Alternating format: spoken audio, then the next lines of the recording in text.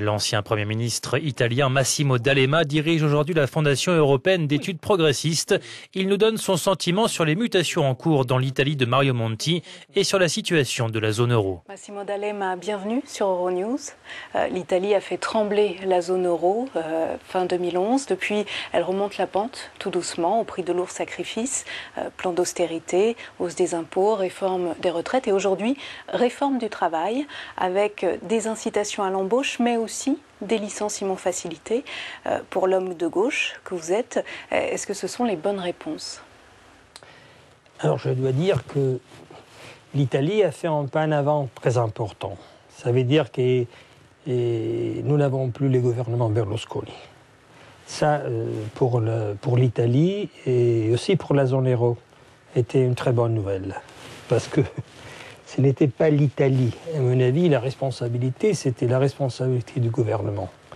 Alors, mais sur ce qu'il se fait aujourd'hui, et notamment cette réforme de l'emploi, est-ce que, en introduisant plus de flexibilité, sans forcément renforcer les filets de sécurité dans un pays où il n'y a pas de salaire minimum, où les allocations chômage sont très limitées, où l'amortisseur social fonctionne mal, est-ce qu'il n'y a pas un risque ? Et le problème était la division dramatique sur le marché du travail entre les travailleurs plus protégés et les jeunes précaires, absolument précaires, et sans aucun droit, et sans aucune protection. Alors, la réforme a deux visages. D'un côté, le travail plus flexible pour les travailleurs qui étaient plus protégés, mais de l'autre côté, bien plus de protection pour les jeunes et pour les précaires. Et à mon avis, le problème dramatique de la division sur les marchés du travail, je ne peux pas dire qu'il est dépassé, mais avec la réforme, il est possible de faire un pas en avant. L'Italie est globalement moins malmenée sur les marchés, mais là, tout récemment, les taux d'emprunt sont repartis à la hausse. Elle est aussi surendettée, 120% de dette, et elle est en récession. Est-ce que malgré tout, vous pensez qu'elle est tirée d'affaire ? Non, je pense qu'il faut considérer que nous avons un problème européen. Ce n'est pas seulement l'italien. C'est ce qui est en train d'arriver dans les derniers jours sur les marchés européens. Mais l'Italie fait partie des maillons faibles. Oui, bien sûr. L'Italie est une partie du problème. Mais deux choses il faut souligner. Premièrement, l'Italie est un pays riche. Et la richesse des Italiens est beaucoup plus élevée que la dette. Beaucoup plus élevée que la dette. Ça veut dire que nous avons des ressources à l'intérieur du pays. Deuxième, il est possible, on a montré dans le passé, avec le gouvernement de Prodi, de Ciampi, avec les centres-gauche, on a montré qu'il est possible de réduire la dépense publique. Nous avons réduit la dépense publique 5 points moins que les gouvernements de droite, sans attaquer, sans toucher les droits sociaux fondamentaux. Après ça, il faut préparer un gouvernement de centre-gauche. Il y aura des élections, justement, dans votre pays, oui, l'an prochain, tout comme en Allemagne. Il y en aura aussi incessamment en France. Est-ce que vous croyez à une alternance, alors, dans ces trois pays ? Oui, bien sûr. Je sais que les marchés n'aiment pas beaucoup les élections. Non, parce que quelquefois, il semble même que la démocratie est un poids insoutenable pour les marchés financiers, mais je pense que ce n'est pas au marché de décider les destins de peuple.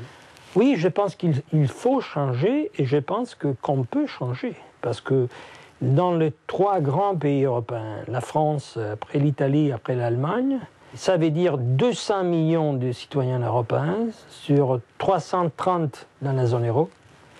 Trois pays, mais lourde, on peut dire. Ça suffirait à faire contrepoids dans une Europe qui resterait quand même dominée par la droite ? C'est pas vrai parce que, à mon avis, les choses sont en train de changer. En Slovaquie, c'est un petit pays, la gauche a gagné. En Slovénie, la gauche a gagné. Ça veut dire que, oui, l'Europe a été dominée par la droite. Et on voit les résultats. Nous avons besoin d'une stratégie européenne pour la croissance. Ça veut dire d'investissement européen. Ça veut dire des rebonds.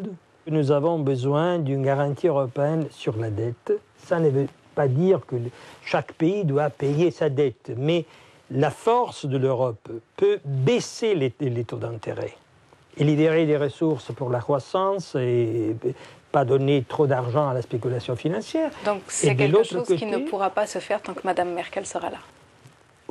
Oui, je pense que Mme Merkel a joué un rôle très négatif pour l'Europe, je dois le dire sincèrement. Elle a représenté un peu cette Europe égoïste vis-à-vis de la crise.